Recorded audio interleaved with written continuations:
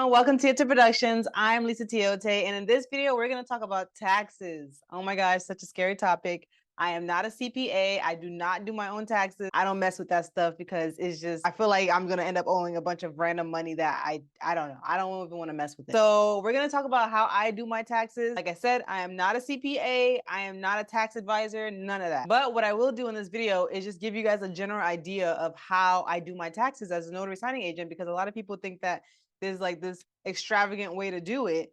And it's really not that extravagant. It's really the same way you would do your taxes for any business. First, I would like to start by saying that I actually use my tax returns to become a notary signing agent 4 years ago. So literally, like, I was working a small job. When you're not making that much at a job, you actually get money back, right? So I got money back, and instead of splurging, buying new clothes, traveling like I love to do anyways, but that year for some reason I was just ambitious enough to be like, I'd rather not do that this year. Let me invest this tax return into starting a business. So I didn't know what business that was gonna be until I was introduced to becoming a notary signing agent from a guy that I met on Instagram. I have a whole story time of how I became a notary signing agent that I actually might do after this video. Long story short, a guy found me on an Instagram comment section, and next thing you know, I'm a notary signing agent. It's deeper than that. It's actually very funny and very interesting. That was around December time, and at this very time, I was going through the home buying process,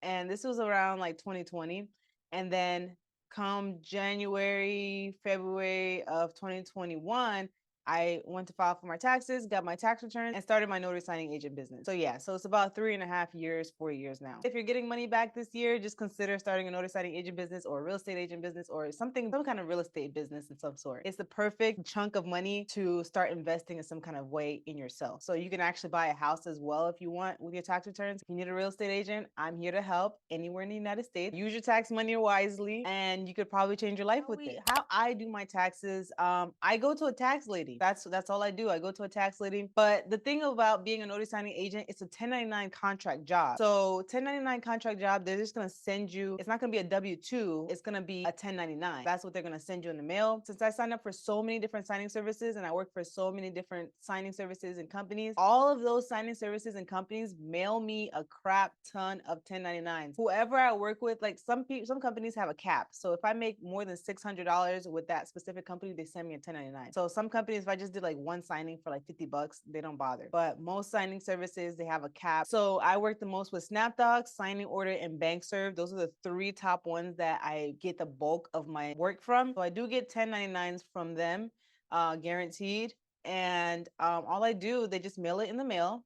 And then I take those 1099s, give it to my tax lady. I sit down with her, and I would advise to get with a tax person. I wouldn't advise one do it yourself because I don't know, it just too risky. So I would advise you to go to a tax person who's experienced with working with real estate agents specifically. I don't want to say working with notary signing agents specifically because there's just not enough of us for tax people to have experience with us specifically. But I say real estate agents because as a real estate agent myself, it's very similar to notary signing agent. Notary signing agent, the way we get paid is very similar to how a real estate agent gets paid. So if you find a tax person that does real estate agents taxes, then she or he would likely be able to do a notary signing agent taxes as well, because it's very similar. Real estate agents are also 1099 contract. It's the same thing. It's like adjacent to each other, just two different occupations. Pretty much what I do, and so far I've been good. I've been doing it for like 3 going on 4 years now. My tax lady, she's in Rayford, North Carolina. Her name's Alvita Tax Services. So if you're in that area, feel free to reach out to her. But that's who I go to in Rayford, North Carolina.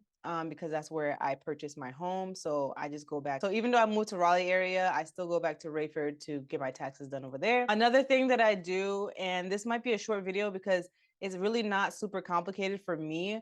I also keep track of all my signings through Notary Gadget. So Notary Gadget is signing platform. So it's not a signing service platform.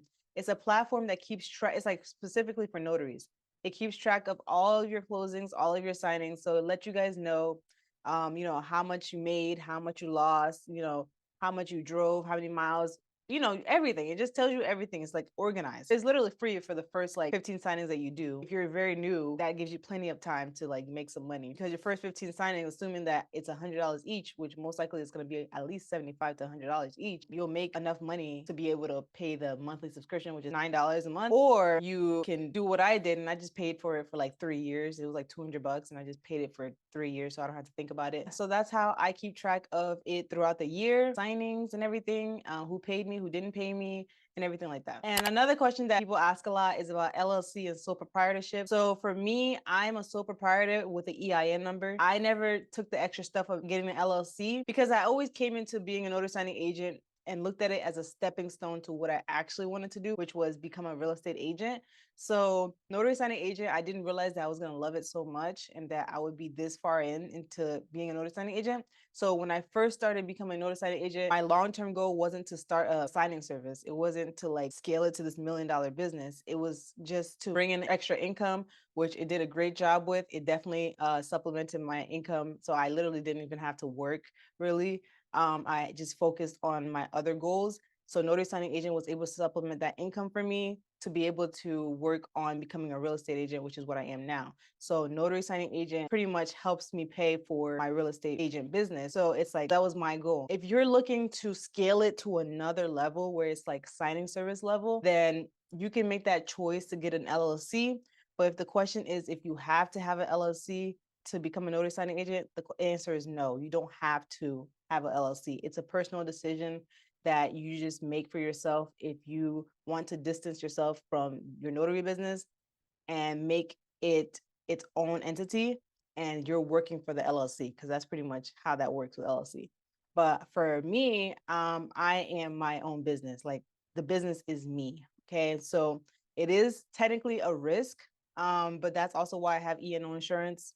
So technically it is a risk if you just do it under yourself, because if somebody were to like sue you or something, it'll be your personal assets instead of the LLC business, right? But like I said, I have E&O insurance pretty much protecting me.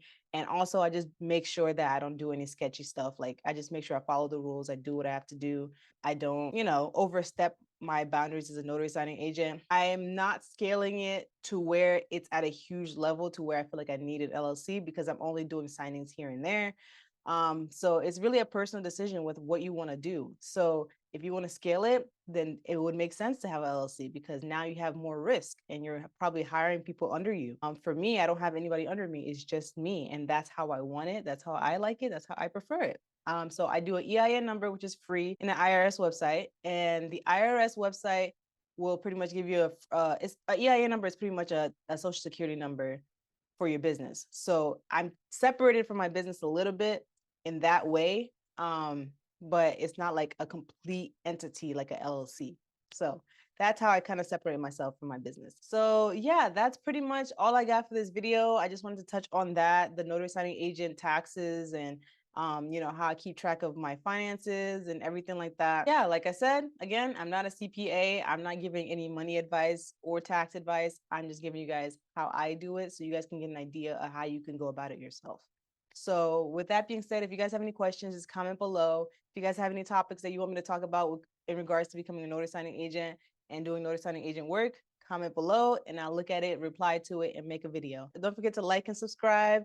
Click the link in the description, and I'll see you guys later. Bye.